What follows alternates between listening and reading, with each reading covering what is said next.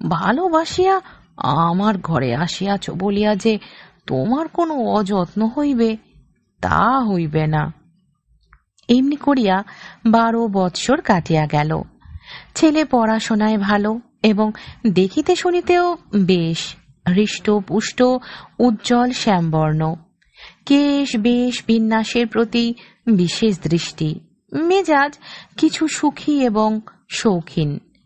বাপকে ঠিক বাপের মতো মনে করিতে পারিত না, কারণ রায়চরণ স্নেহে বাপ এবং সেবায় ভৃত্য ছিল। এবং তাহার আরেকটি দোষ ছিল, সে যে ফেলনার বাপ এ কথা সকলের কাছেই গোপন রাখিয়াছিল।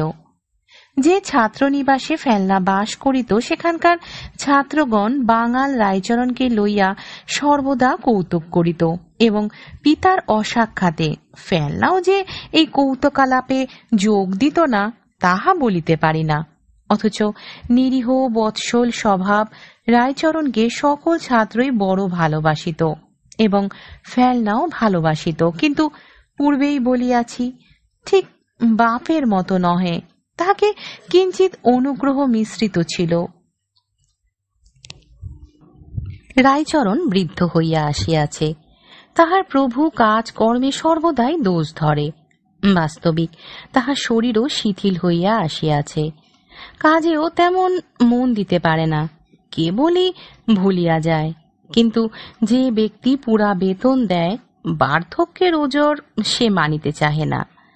এদিকে রায়চরণ বিষয় বিক্রয় করিয়া যে নগদ টাকা সংগ্রহ করিয়া আনিয়াছিল তাহাও নিঃশেষ হইয়া আসিয়াছে। ফেলনা আজকাল বসন ভূষণের অভাব লইয়া সর্বদা খুঁতখুত করিতে আরম্ভ করিয়াছে। একদিন রায়চরণ হঠাৎ কর্মে জবাব দিল এবং ফেলনাকে কিছু টাকা দিয়া বলিল, আবশ্যক পড়িয়াছে, আমি কিছুদিনের মতো দেশে যাইতেছি। এই বলিয়া বারাসাতে গিয়া উপস্থিত হইল। অনুকূল বাবু তখন সেখানে মুনসেফ ছিলেন। অনুকূলের আর দ্বিতীয় সন্তান হয় নাই। গৃহিণী এখনো সেই পুত্র শোক পক্ষের মধ্যে লালন করিতেছিলেন। একদিন সন্ধ্যার সময় বাবু কাছারি হইতে আসিয়া বিশ্রাম করিতেছেন এবং কর্ত্রী একটি সন্ন্যাসীর নিকট হইতে সন্তান কামনায় বহু মূল্যে একটি শিকড় ও আশীর্বাদ কিনিতেছেন। এমন সময় প্রাঙ্গণে শব্দ উঠিল, জয় হোক মা। বাবু জিজ্ঞাসা করিলেন, কে রে? রায়চরণ আসিয়া প্রণাম করিয়া বলিল, আমি রায়চরণ।